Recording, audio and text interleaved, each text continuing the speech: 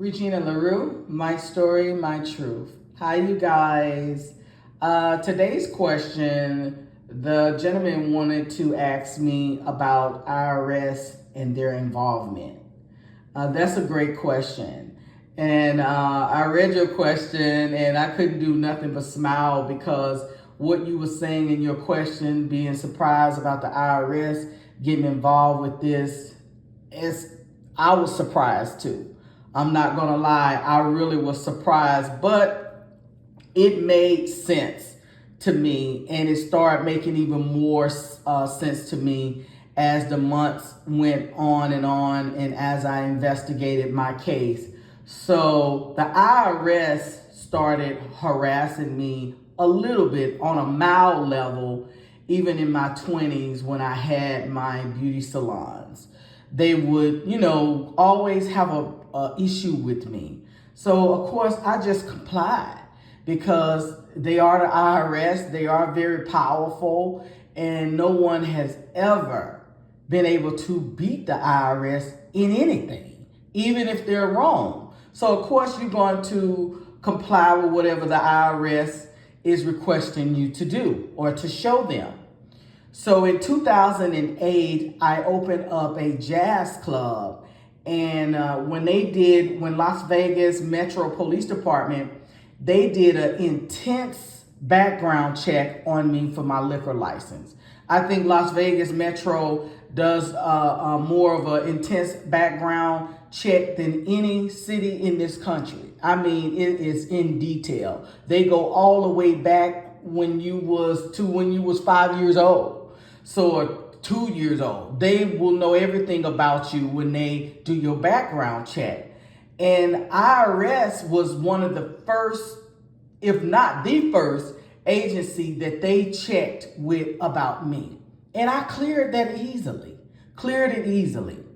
After I met Dison Terry and her, I didn't officially meet her, but after I saw her at my grand opening and met her husband, Tony Terry, the IRS came for me even harder. So, of course, I didn't relate that to them. Why would I relate the IRS to them? So the IRS, when that jazz club closed, and I would say a few years later, 2 years later, I was still trying to get reopened. I wanted to open up a different jazz club, and I wanted to open it up on Beale Street in Memphis, Tennessee. The IRS just started going crazy with me, sending me letters saying I owed so much money. And I was just like, how? And I started looking at my numbers and everything. And eventually I got a lawyer. And they sent me a letter stating I owed $200,000. They was threatening me. And it was so much stress that it caused me to have 2 surgeries. And the doctors was warning me to stop it with the stress. But it was kind of hard because, it's hard to live your life having a business and doing your day-to-day tasks if you got the IRS saying you owe all of this money, because they have the power to shut your business down, to stop you from being able to live. And basically that's what they was threatening to do. So I got an attorney, and I was stressed. I was having medical issues because of the stress. The IRS demanded to see all the medical records and what was going on and who were the doctors. I mean, it turned almost from the money to what's going on in my medical history. So I submitted all the documents, which later on, during this investigation in 2020 to now, I found out that those documents was given to Dison Terry when she submitted that $5 million life insurance policy on me. So anyway, the IRS finally accepted my offer and compromise that my attorney submitted to them with proof of income and just a big file of medical records. And they finally approved it, and they didn't want to approve it.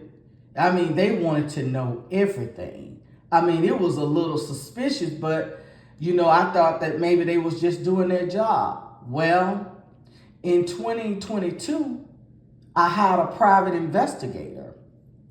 Because keep in mind, they were still blocking my psychic gifts. So I hired a private investigator, and that private investigator, who is a private investigator and a psychic investigator, that investigator found out that LaRonda Dison Terry and her family is connected to two big people at the IRS. I don't know if it's the gentleman that's the head of IRS, but they have two big connections over at the IRS. And let me tell you, I hired that psychic investigator on these people because they had begun to attack my family, sending them letters stating that they owed a lot of money and all of this stuff.